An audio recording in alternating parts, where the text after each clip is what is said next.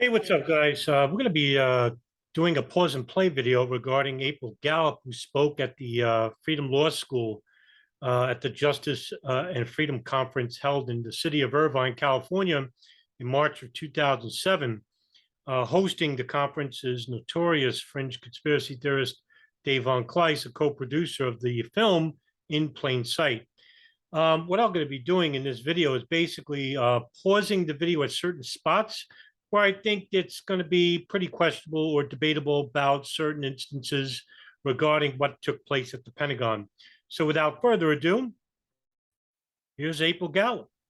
This little clap, clap. I was in the other room and I was talking with some people, and I've had a little bit of time to get to know the audience, and that's what I try to do before I determine like what kind of speech I'm going to give. And this is such a warm audience to where like everyone is very knowledgeable on a lot of the information as it pertains to 9/11, and I've had an opportunity to look at a lot of the vendors and really see that they really are. Yeah, there's my son. Hi, Elijah.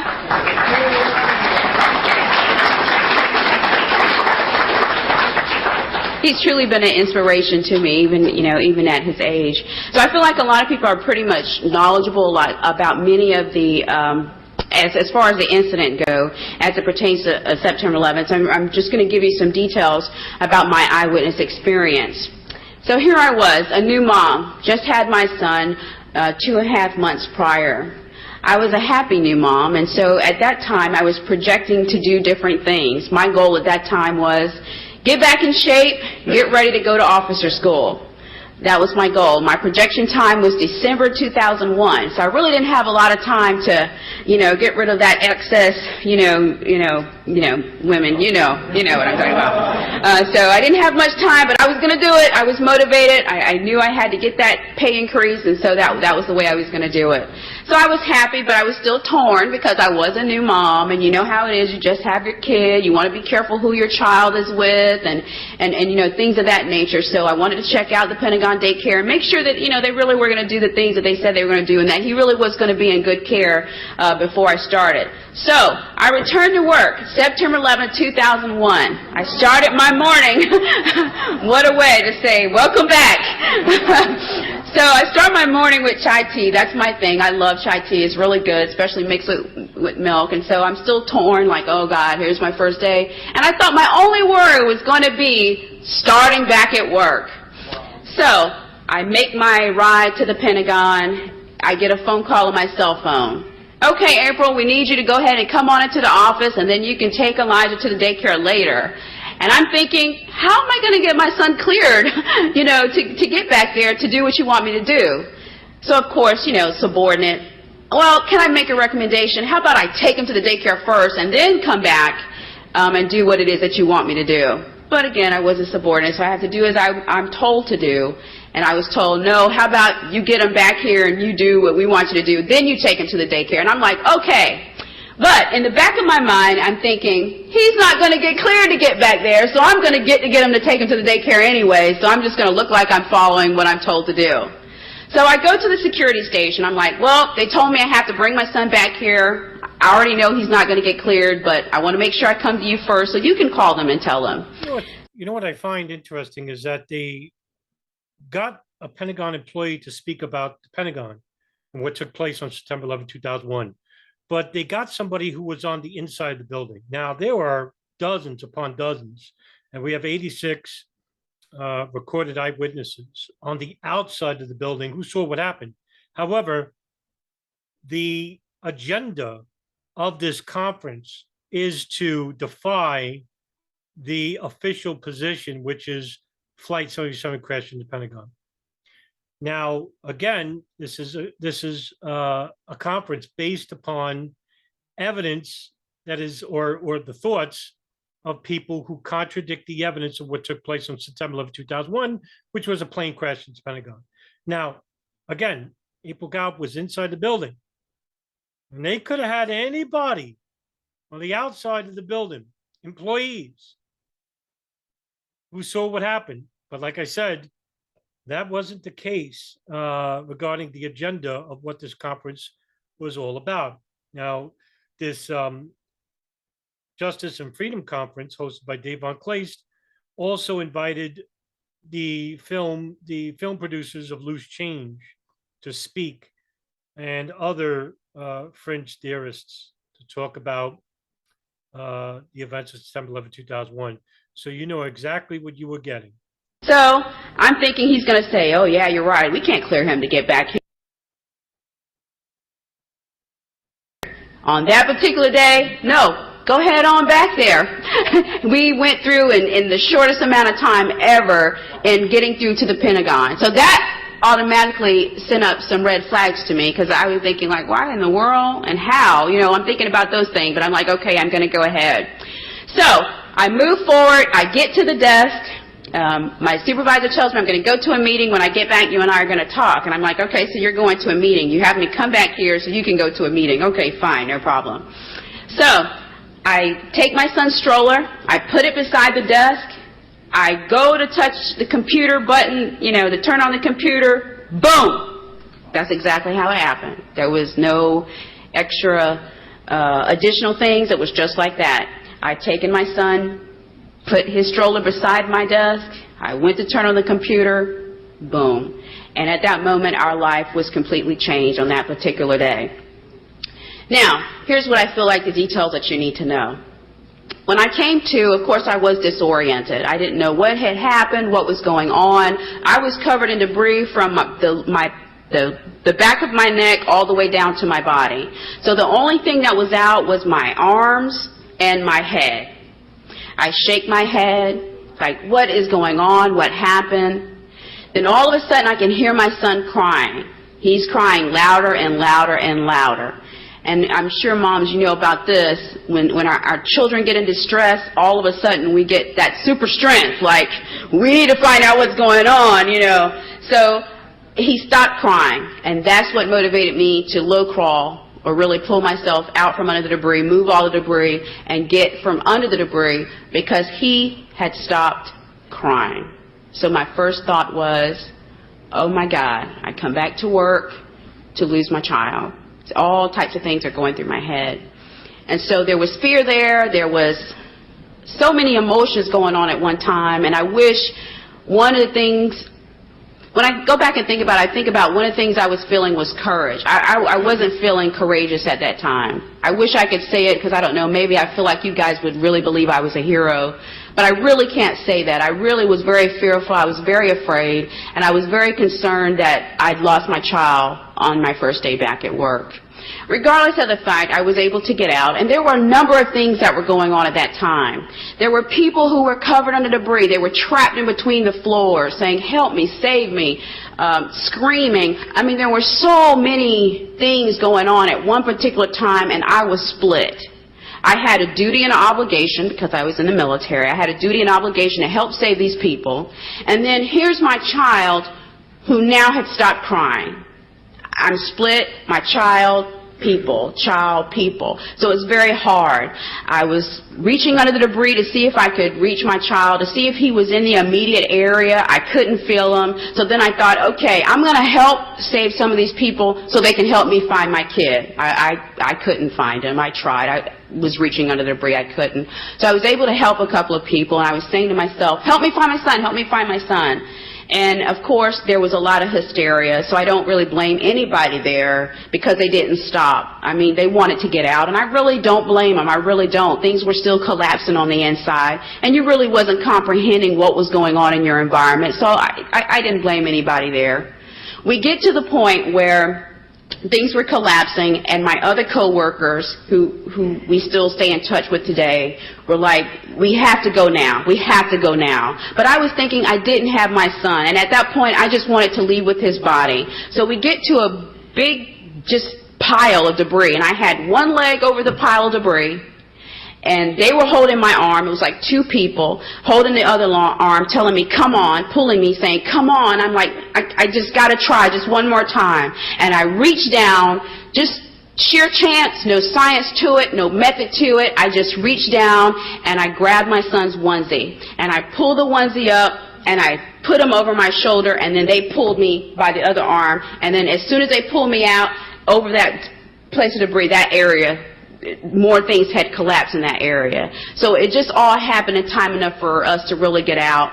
And so I'm very, very grateful for that. But there was no science to it. There was no method to it. There was no strategy, no plan. It just simply happened. Now here's what was key. As we were moving out, I was still able to see pillars that were still holding up the actual area. I mean, not very many. There was some still knocked down. There were still wires. I didn't see any plane debris. I didn't see any airplane seats. I didn't see any metal. I didn't see any baggage. I wasn't covered in jet fuel. I know the people. You wouldn't be, right? Now, here's the thing. I don't know where you were specifically at the Pentagon, but there were other areas in the Pentagon where there was plane debris and people who testified to seeing it. In fact, you had 24 people who were actually burned by jet fuel, including one person named Lieutenant Brian Birdwell, Department of Navy. He actually was in a recreational area watching the day's events of what took place in New York, and then he went to the bathroom. And when he came out of the bathroom, that's when the plane hit, and he was approximately 50 feet away from the impact hole. He was near the wing, and he suffered burns over 65% of his body. He actually managed to live, and he still does lectures and discussions regarding his experience at the Pentagon. So they are, of course, they're diametrically opposed to your experience. Your experience was that you weren't near the plane impact. People that we helped pulled out under the different floors, I didn't see them covered in any jet fuel. I just didn't see it.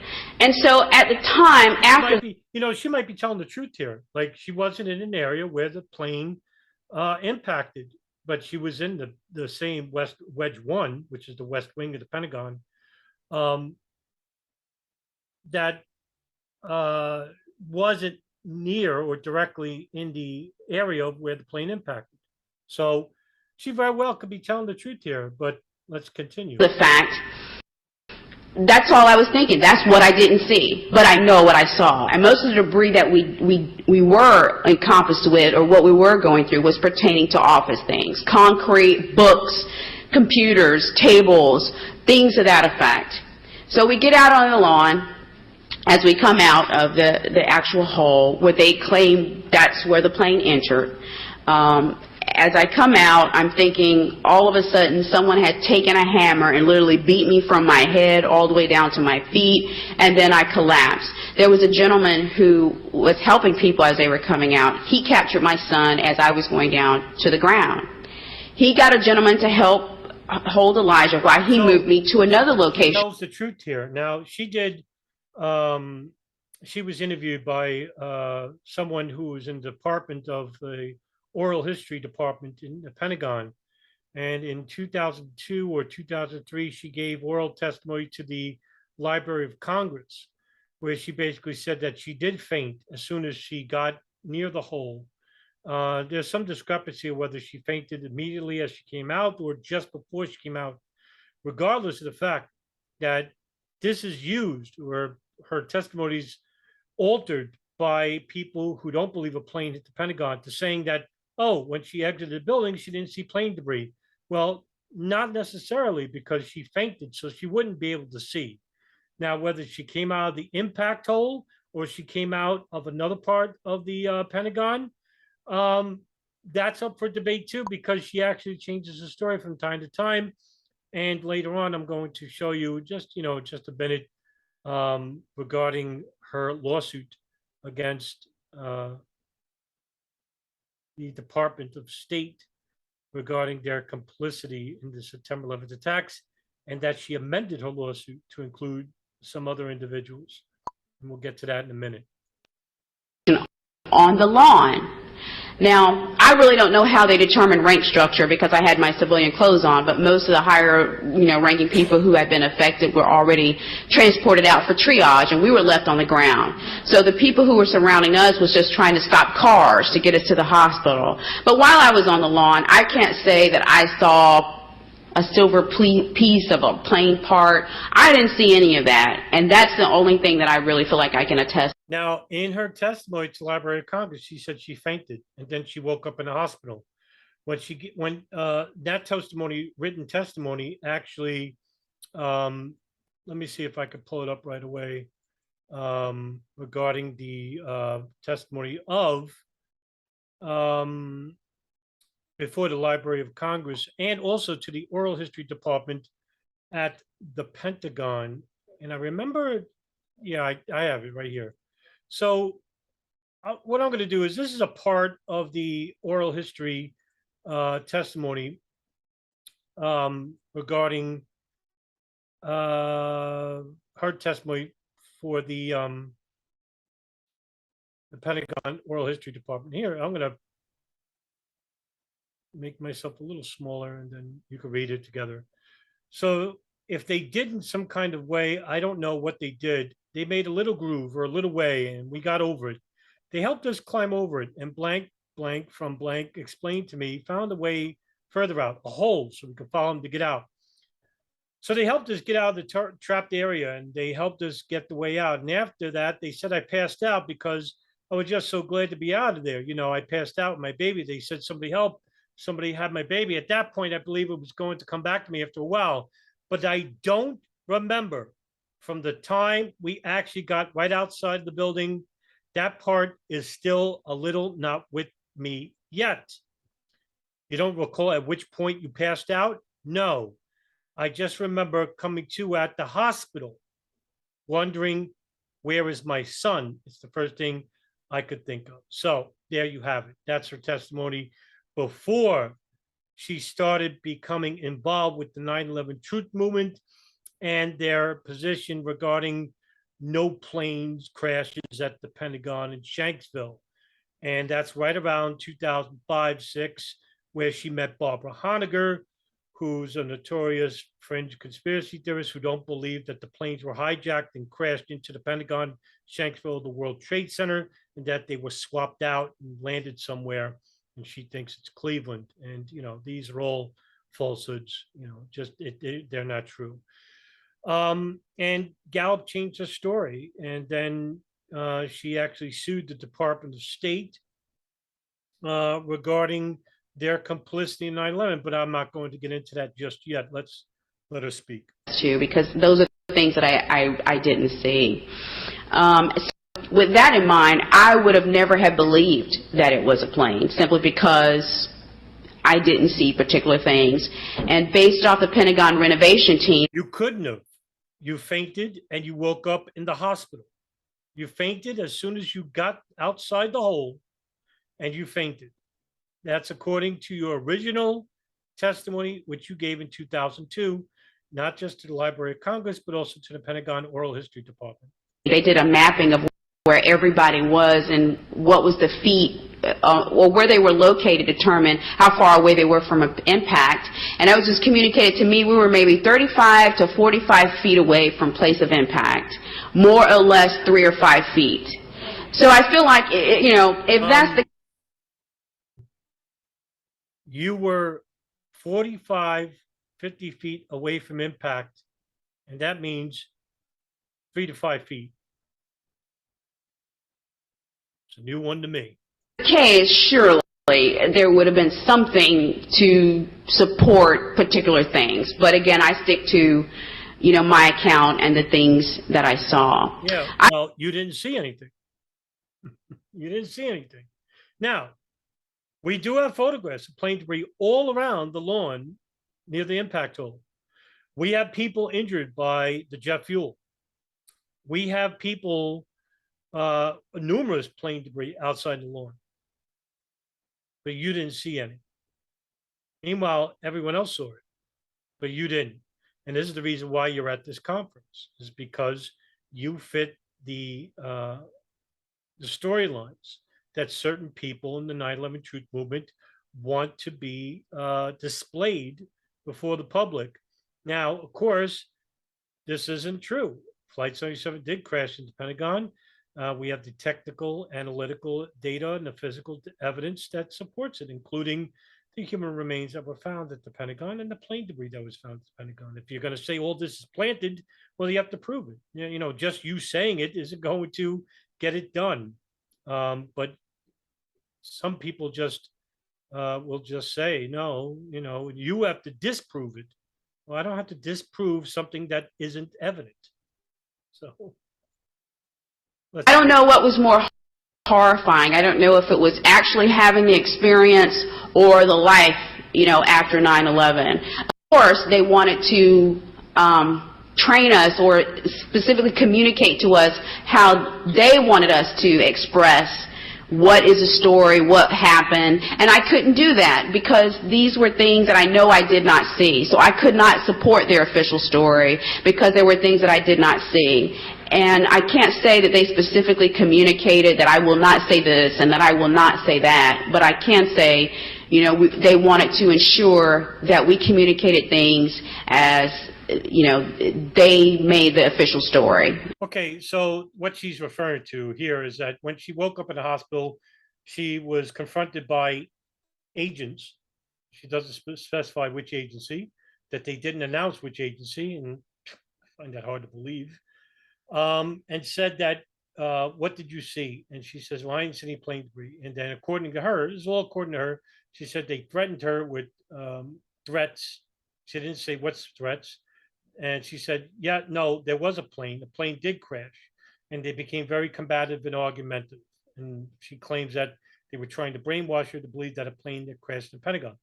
Why would they want you specifically to admit that? They have dozens and dozens, including over 100 people that could testify to that fact, including the 86 who were there, reported eyewitnesses who were there at the moment of impact. Why would they need to have you involved with the story? And there's no other person that basically came out and said, oh, we were threatened, but you did, April.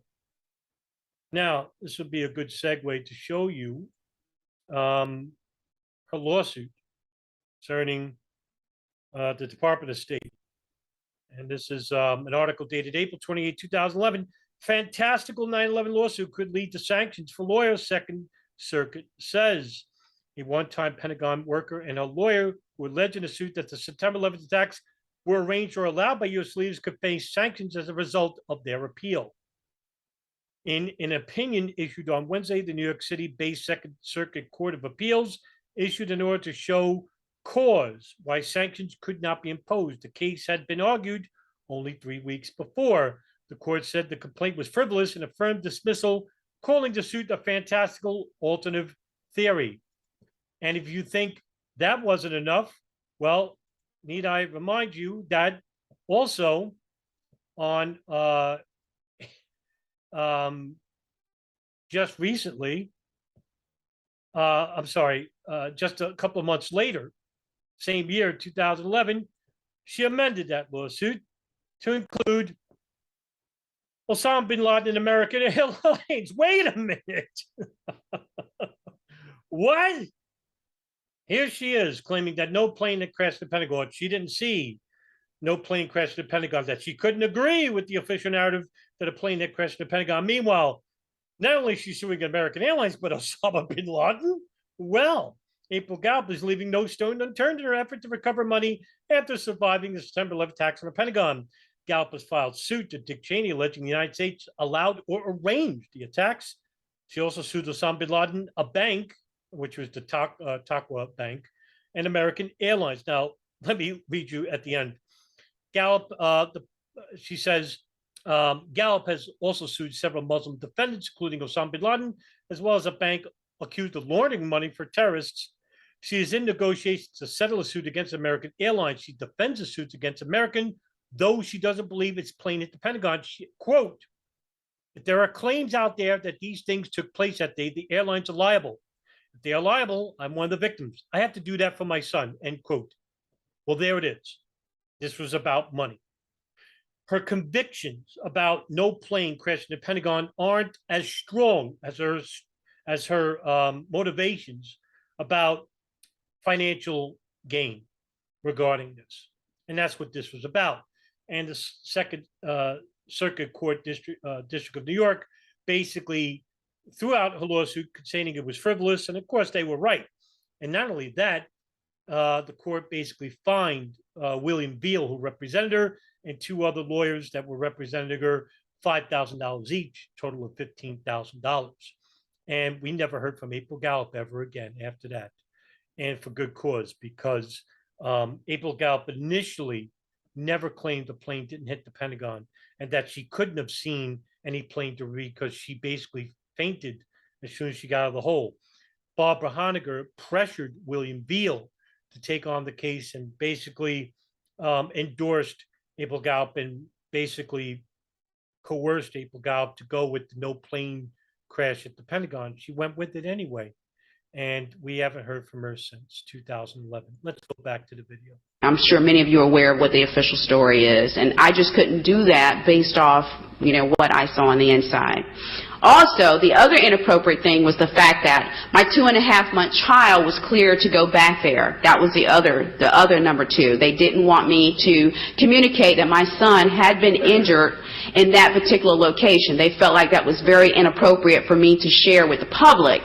And again, I could not do that because then how would my son get his continuous care? How would he get his treatment? I mean, what was I going to tell the doctors? What was I going to say? How was I going to explain how he got hurt? He had a sunken, when they're newborn babies, their head is already soft, but a large portion of his head had been sunken in. Plus, he was bleeding from the nose.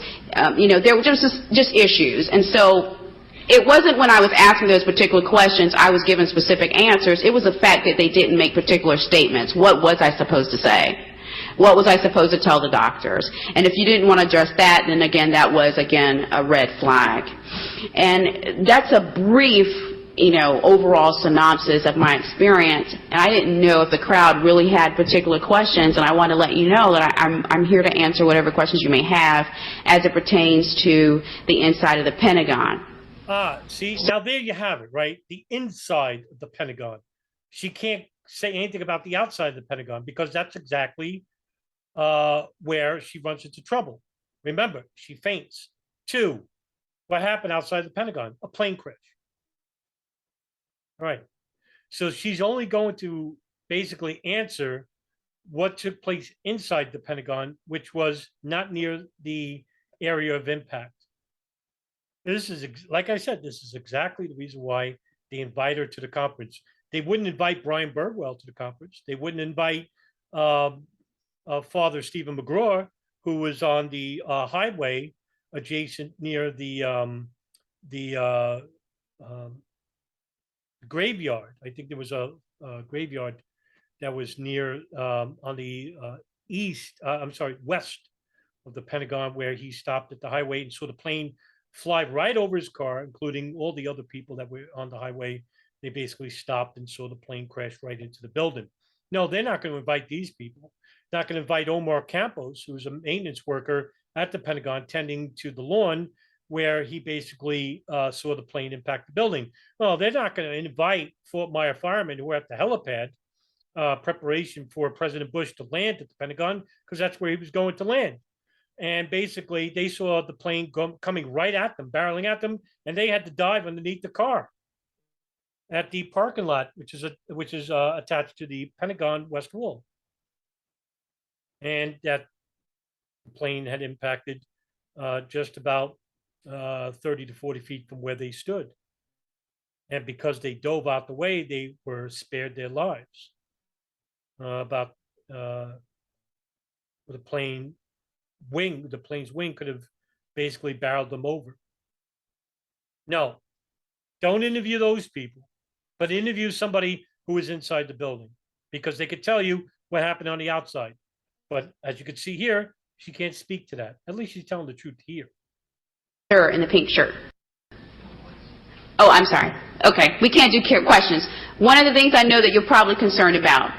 In reception and integration at the Pentagon, we're told that this is one of the safest buildings in all of the United States of America. It's part of your reception and integration. You're given a tour of the Pentagon. You're told particular things about the Pentagon. So I'm believing I'm working in one of the safest buildings in all of the United States of America. But on that particular day, there was no alarms, there was no alerts, and there was no warnings. Now, backstepping, while I worked at the Pentagon, they had...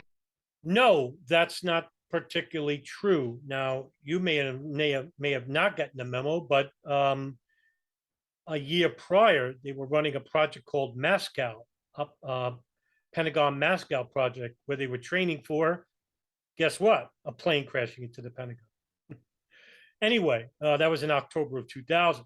But what the attacks at the World Trade Center, there were numerous warnings at the Pentagon that they could be next. The Pentagon has always been a target for Arab fundamentalists to crash a plane in.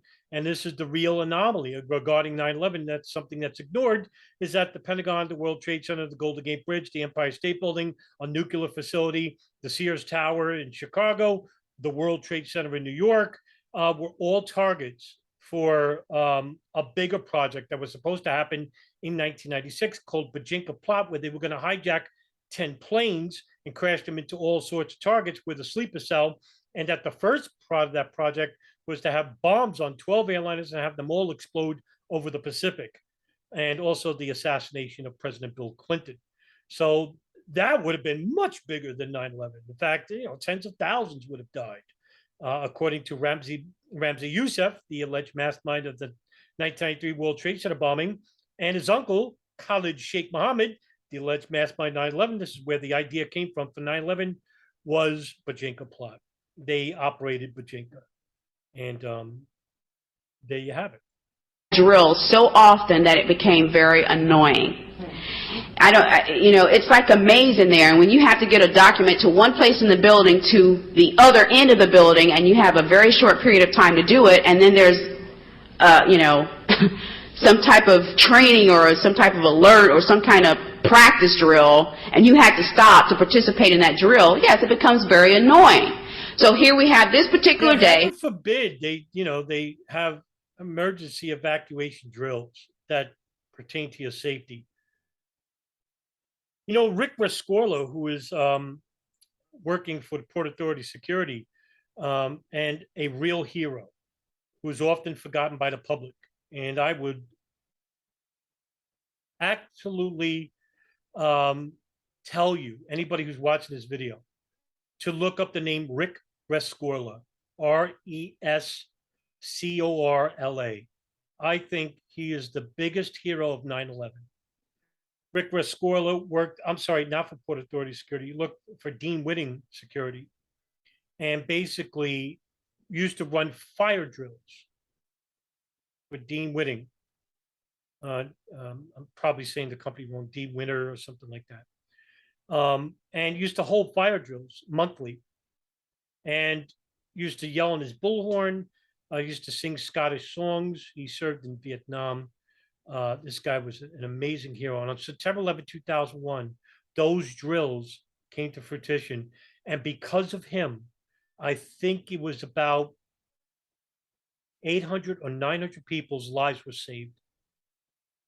Because when he told the people to leave the building, he said to them, "Never, don't come back, just leave." Meanwhile, over the air horns in the North Tower, they were saying, "Come back," even after the building was impacted by Flight 11. They were telling people to come back, and they did. But Rescorla got everybody out. And approximately 800 to 900 people's lives were saved because of him. Because of him and because of his fire drills. So Google that name, Rick Rescorla. He deserves your attention.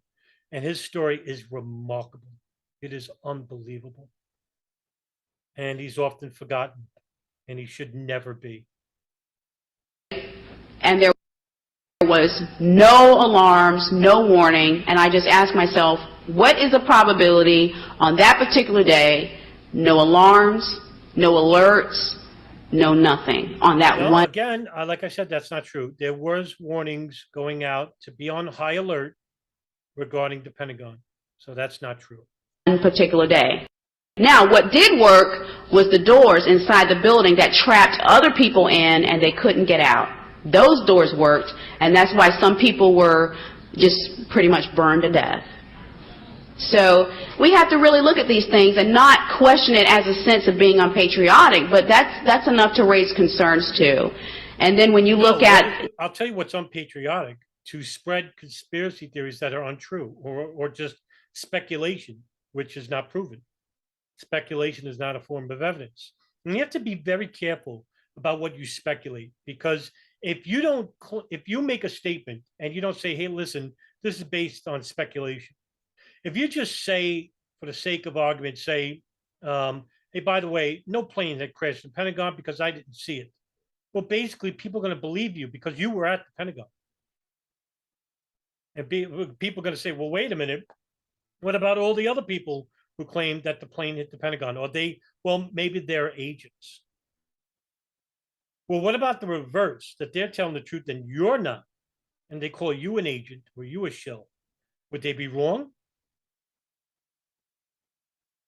You're going to make remarkable claims. You've got to have remarkable evidence. And for your statement, I don't think you're lying at all. I don't think you're lying. I think you have been misled and manipulated by certain people who don't have your best interests. And obviously they didn't. They didn't. And one such person I mentioned before, who obviously don't have your best interest, because look at you now. You're living in obscurity since. And it's a shame because I think you're a good person, but you just listen to the wrong people. That building, there are certain things that's not supposed to even come within a certain radius of the Pentagon without some type of alert or some type of warning.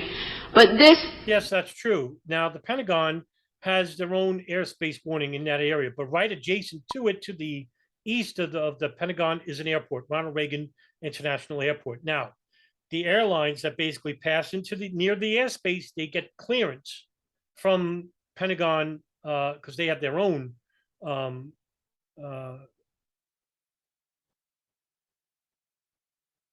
name is escaping me. I don't know why. I run into these. Well, this is what happens when you get older. I can't wait for dementia.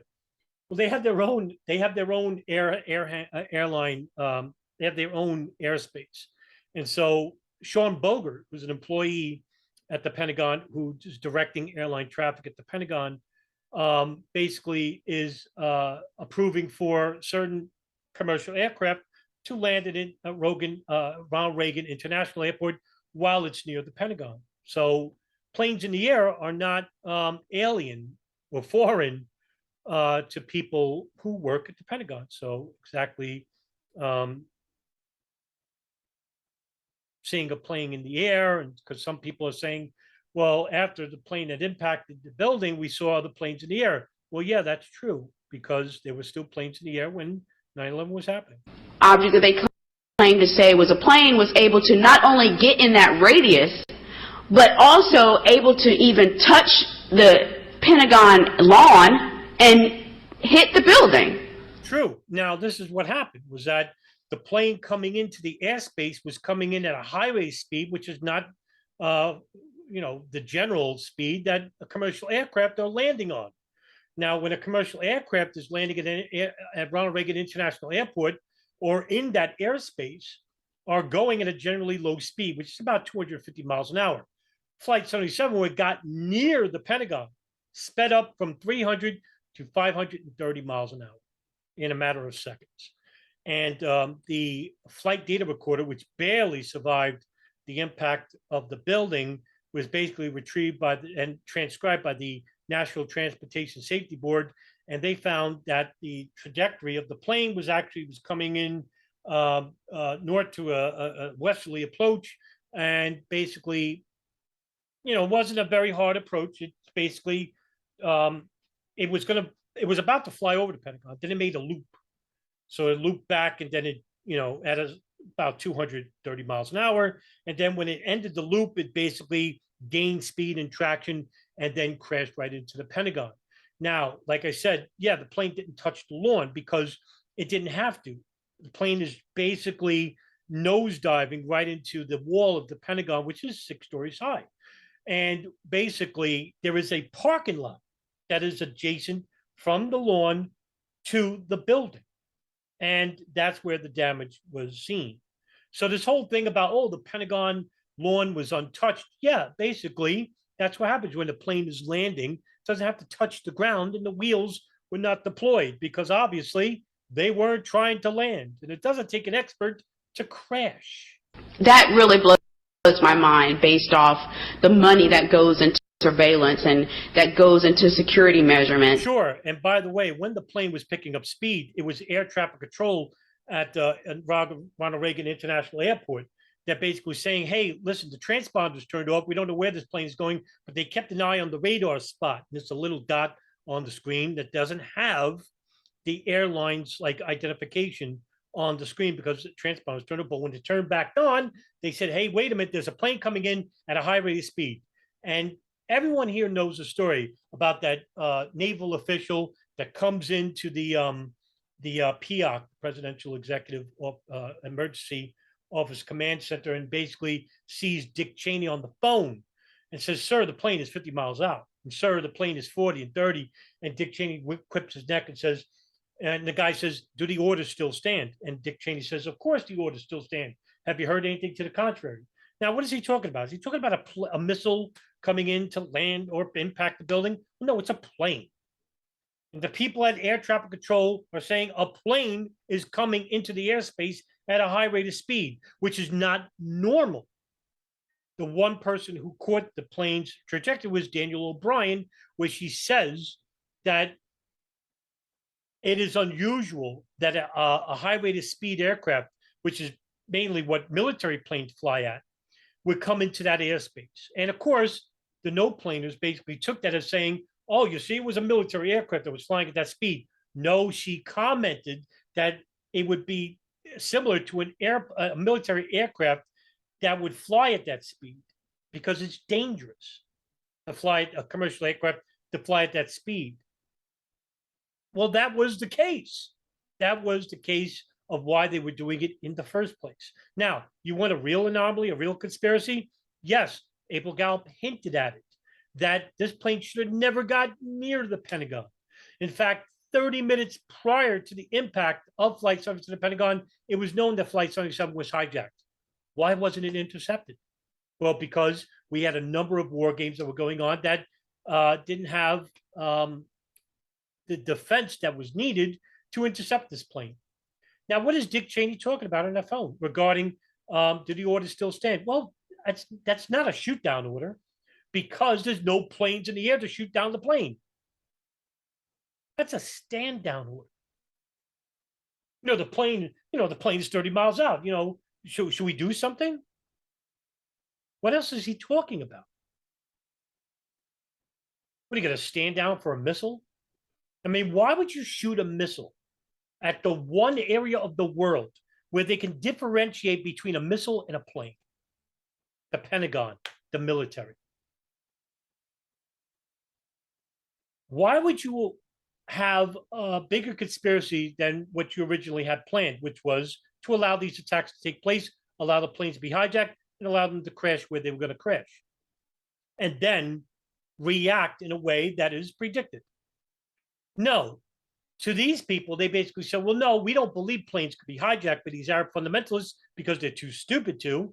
So we got to invent that these planes are actually drones and that the passengers and airline crew didn't die there. They actually were transported somewhere else, and that the American military, or maybe Israel, had their military come in and basically made these people do phone calls, which are sometimes, they weren't even them. It was computer generated, and that these military people then shot these people, put them back on the plane, had them all dumped into the Atlantic Ocean, and then have all the public servants of the state, local, federal levels to basically be in on the plot and then follow the lines of the plot for 21 years and make sure that they all agreed to the story, that there was no plane debris and that the human remains were planted and that the technical data is manipulated. You know how many thousands of people have to be on this plot in New York, Washington, Pennsylvania? Thousands of people. And who's making sure that these people, these public servants, stay within the storylines for 21 years? Does that make sense to you? Of course not. And how, this particular day, absolutely nothing was working. Because trust me, if I got a warning, I would have been willing to jump out of a window to get out of that building on that particular day to save my kid. So, those things cause a lot of questions and a lot of concerns for me, and it put me on this journey to get to the truth, but not only that, to bring forth justice. And I think it's great, you know, what a lot of people are doing to help perpetuate us to get to this point, because it is very necessary. And again, I will be here, so if you can't ask the questions now, I will be here available, walking around, you know, here and there, to and fro, to if you have questions that you may want to ask me and pull me to the side. But I know that is a big issue. Was there any alerts or any warnings? And there were none whatsoever. And it's hard to even believe, considering the World Trade Center had already been attacked. And they have a room where they watch what's going on all around the world in different time zones and in different countries.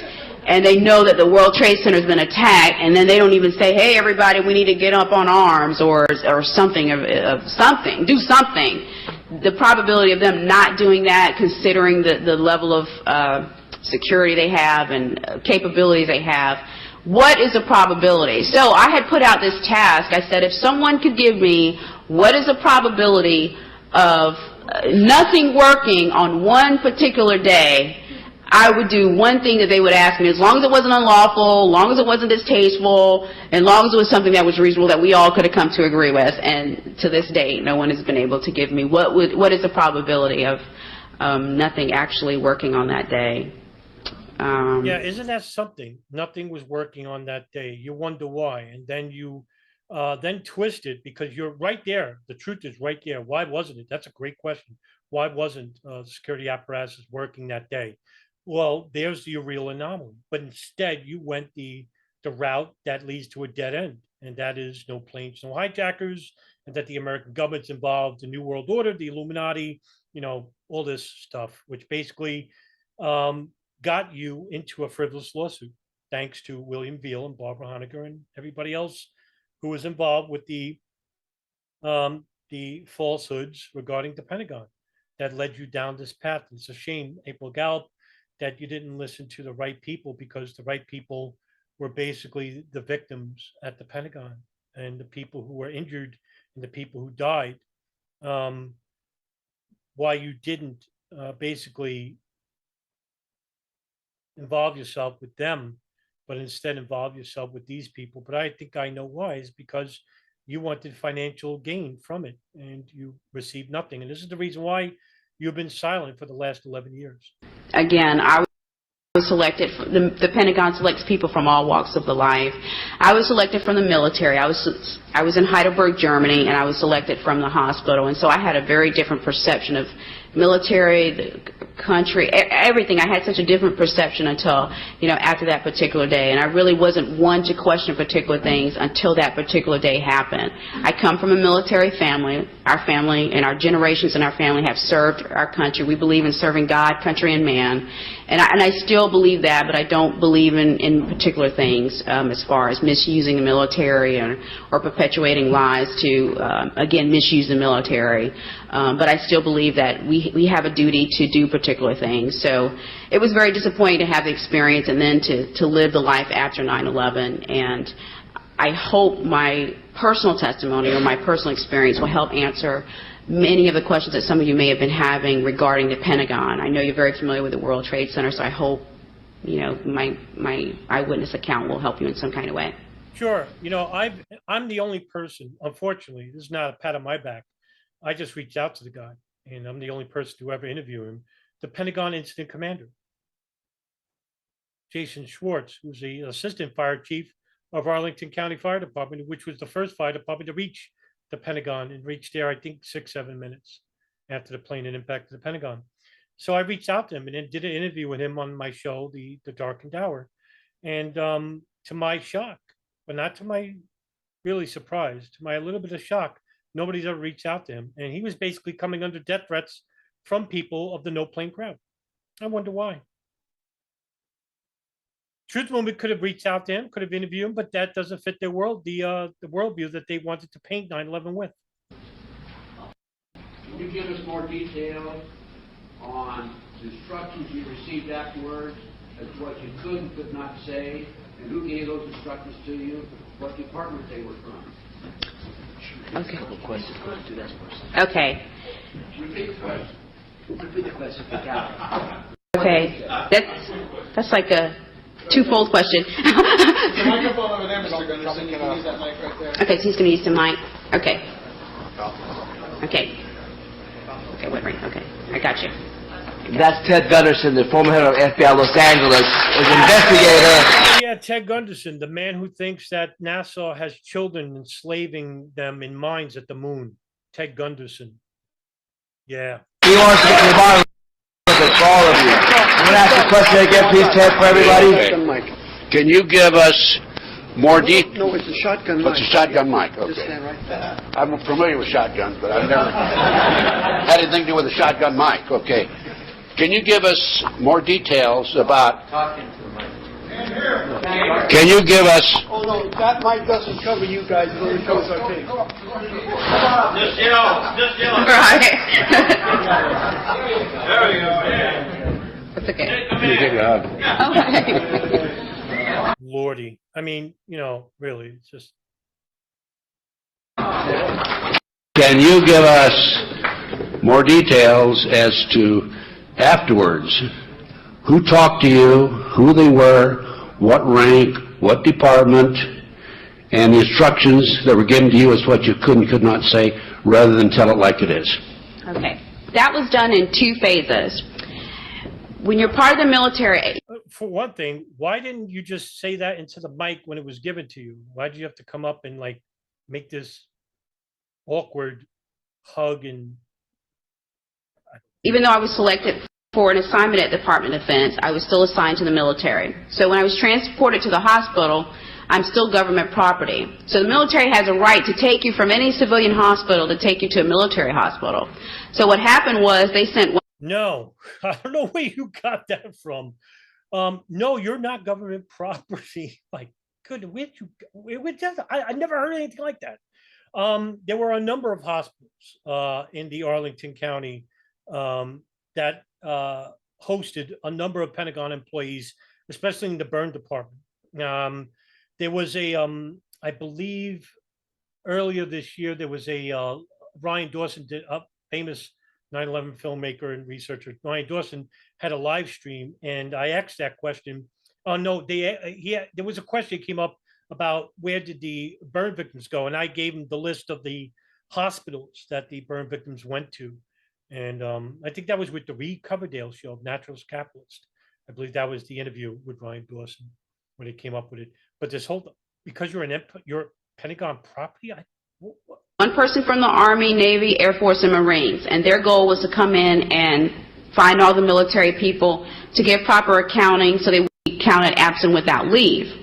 Well, when they came to the triage area where I was located, they meaning Department of Army representative, and he was a captain sort, and I really don't know if I can say his name or what kind of implications that would be, but he wanted to know what I thought happened, and I'm like, what am I supposed to think? Well, I mean, now I know why you can't say his name, because basically if anybody ever reached out to him, he would tell a different story than what you're telling right now. It's the reason why you can't say his name. you know, what was I supposed to think? I mean, I was on the inside. I didn't know what I was supposed to think. So Because by the way, nothing you're saying here is classified information. It's public information. Plain hit the Pentagon. You're claiming it's not. That's not classified information. This is the reason why you're not saying his name. He began to explain to me, this is what happened. And so I said, well, Yeah, I don't the know. story I was talking about. Now, in one area, she said it was agents. Now she's saying it's Pentagon employees. So the story changes all the time. So that's what happened on the outside, because I wasn't on the outside. He's like, what did you see? I told him what I saw, and then he proceeded to ask me certain questions. Well, did I see certain things? And I said, no, I didn't see those things, and I'm not going to say that I saw those things. And then it was, I'm going to leave you with this. This is what it was. This is what you saw, and this is what you're going to say you're going to saw, and we'll be back to transport you to Walter Reed. Well, they never came back to transport me to Walter Reed. We were actually left there and was left in a triage room and was never transported to Walter Reed. Now, once you get hurt, you go through what is called a medical evaluation board process. And so they had already, my second talk about what I from Department of Defense Public Affairs Office, where they said, well, we're gonna represent you, and here's what you're going to say, and this is why you're going to say what you're going to say. Okay, there's nothing wrong with that if it was actually things that I saw. And so I said, well, I can't say particular things because those are not things that I saw. So those are things that I could not say. Now, at the time when I was doing it as a sense of, you know, I didn't see that. I wasn't thinking about how this could all affect me later or what this could turn into.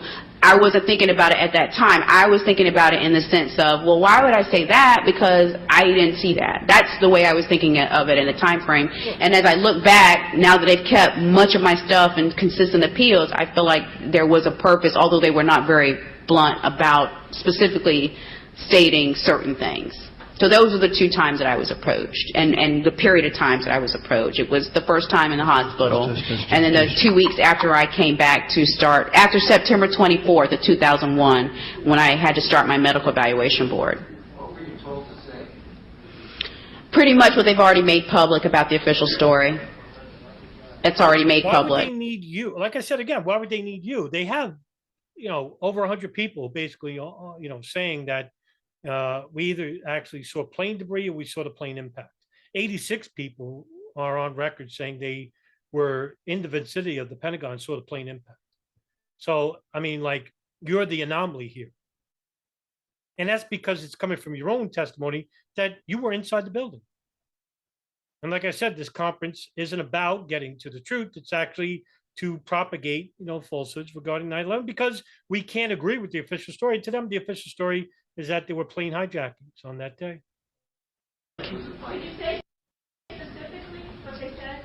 That it was a plane that hit the building. What kind of plane? 757? Not on the microphone. Don't ask him on the phone. Oh, okay. In the corner, very far corner. Right in the corner.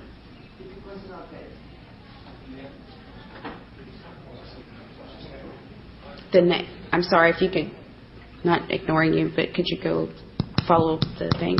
Yeah.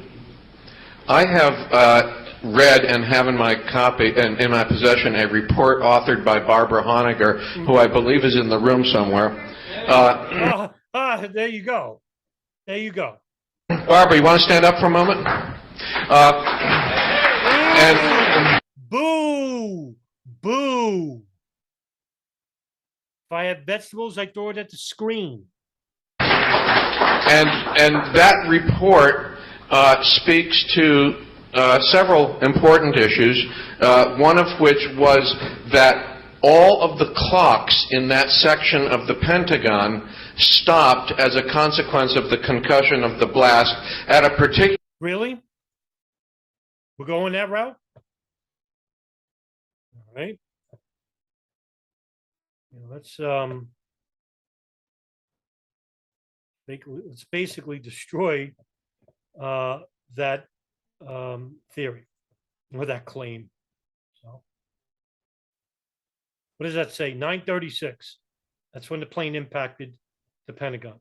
There's another clock. 9:31. That actually was a clock at the air traffic control at the Pentagon. That basically fell. And when clocks fall, they tend to not be accurate. So because this clock is 5 minutes slower, which is basically, you know, a commonality with these type of clocks, didn't show the correct time. There's another one, 9:36.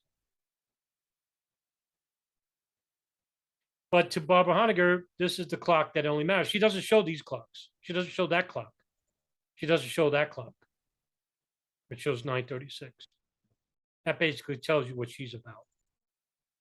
Right? Yeah. Okay. Particular time, which was some minutes before the impact of the plane, cruise missile, or whatever hit the building. The alleged impacts, pointing to two separate events, and that whatever hit the Pentagon was possibly designed to conceal the explosion, which happened how many minutes prior, Barbara? 9:31 to 9:32, the official story says that no plane hit until 9:37. The original official story was 9:48. There was a violent event, almost certainly a bomb inside the building at 9:32. High like to address that. And Yeah, let me address that too before you do, Dave. Pentagon police officer Sergeant William Lagasse testified to the fact that while he was refueling his truck, he got no reports other than the plane impacting the Pentagon. Now, he was asked if there was any pre-explosions before the plane had impacted the building, he would have gotten a call. And why didn't he? If there was an explosion 5 minutes before the plane's impact, why didn't he get a call saying, hey, there's an explosion at the Pentagon? What about his partner, Chadwick Brooks? He was there at the refueling gas with the truck with Lagasse. He didn't receive any such order or call. Barbara Honegger is the only person who makes this claim, and we all know that didn't happen. Nobody testified that there were any explosions inside the building besides the plane impacting the building, in which if you would, the people that were inside the building said they thought it was a bomb because they, they're not going to imagine a plane crashing into the Pentagon. When they got their bearings and they left the building, a lot of those people saw plane debris and testified to that fact. And wait, one more second. Barbara, what is your authority for that? I just refer you to my papers, Pentagon Track papers. Read it by going to Patriots Question 911.com, scroll down. Barbara, why don't you come over? Now, I would tell you, after it happened, and I still had my watch when I took home, I know my watch stopped at 9:30.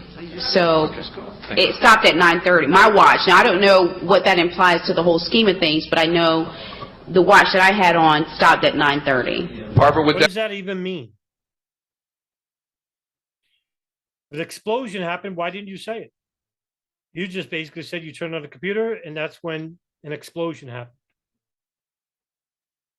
that be consistent with your? Absolutely, bomb inside the building, 9:30. What time was the impact of whatever hit the Pentagon? If anything hit the Pentagon, the official story first was that it was at 9:48, and they kept 9:36.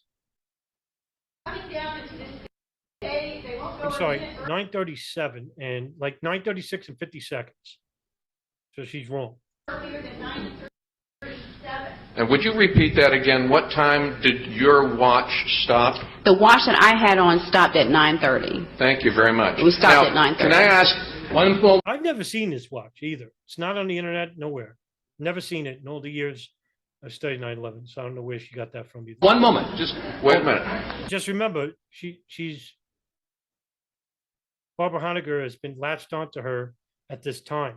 So I wanted to mention that after Dylan that's Dave Von Kleist. and Jason and Corey speak, and they're going to be speaking in a little while, I will be showing some video clips from this footage.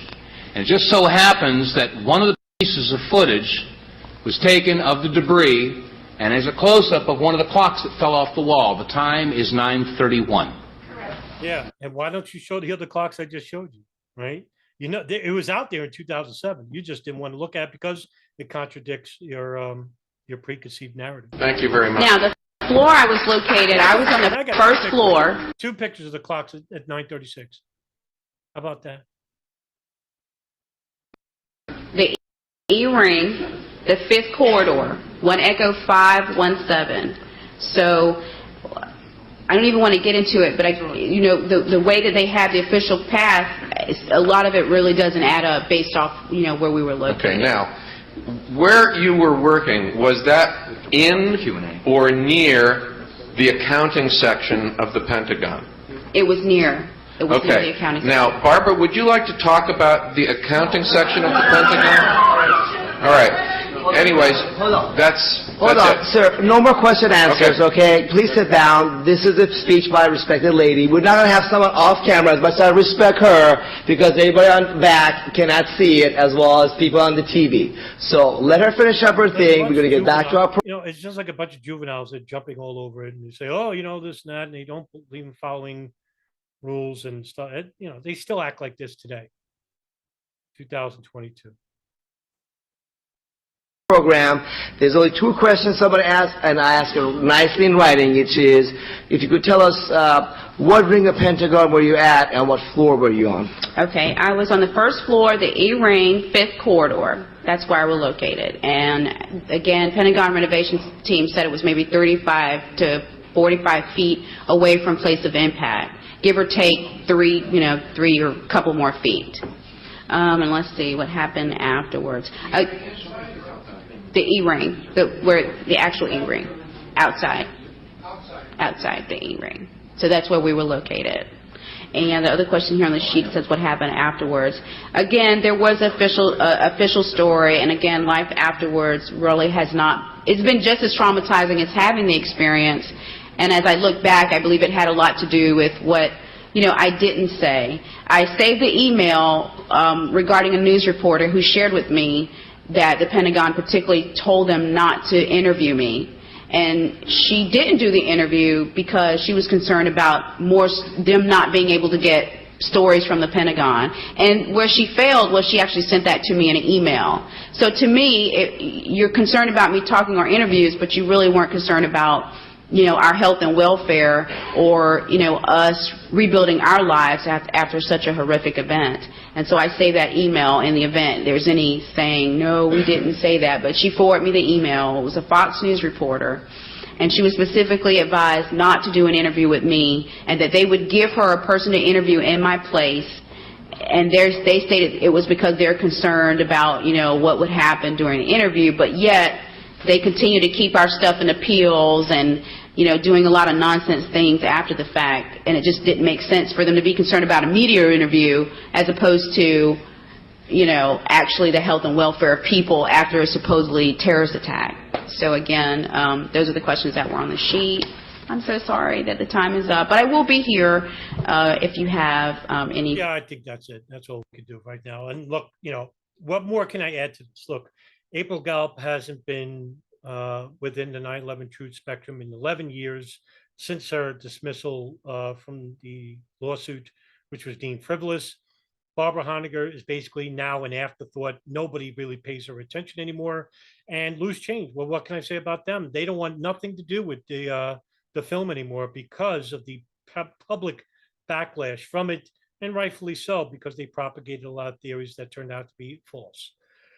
So all the actual anomalies, such as the intelligence apparatuses that were monitoring these people on board with the hijackings that were living inside the United States, all this went ignored by the 9/11 Truth Movement and, of course, the public at large, because all the films and documentaries regarding, these people I mentioned that propagated no planes, no hijackers, they didn't bother to look into the backgrounds of the CIA, who withheld information from the FBI about 2 hijackers aboard Flight 77, Khalid al-Mihdhar and Nawaf Hazmi, that were living inside the United States.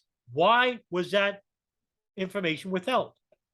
That's a great question. Why don't we ask those questions? Why don't we start asking the right questions? And that's because that would lead to information that could hold people accountable. And it's a shame because, I'll play a clip for you just to give you an example of what we should be talking about. This is from the Joint House Inquiry. And I think I played this clip ad nauseum. I've always played these clips because this is getting right to the heart of the matter.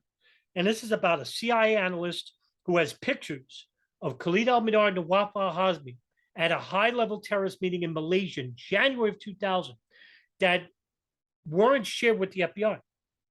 These 2 men came to the United States. The CIA knew it, the NSA knew it, the Saudis knew it, the Israelis knew it, but the FBI didn't know it. The Department of State didn't know it. There's your plausible deniability. But the FBI, the foot agents, were trying to be on the lookout for al-Qaeda operatives. They weren't told. Why? Why did the director of the CIA tell this analyst, and his name is Clark Shannon, that's the analyst that's going to be, whose name is protected here, basically show these pictures to an FBI agent in July of 2001 and tell him, do you know who these people are? And the agent says, well, who are they? And the CIA analyst says, I'm not allowed to tell you. Really? George Tenet tells a different thing. He says, well, that's not what he said to me. I never told him to say that. Well, he's lying. If Clark Shannon didn't tell, if Clark Shannon basically lied, he's fired. He's implicating the director of the CIA to withhold information, but he wasn't fired. Here, I'll play the video. Let me read you the staff report.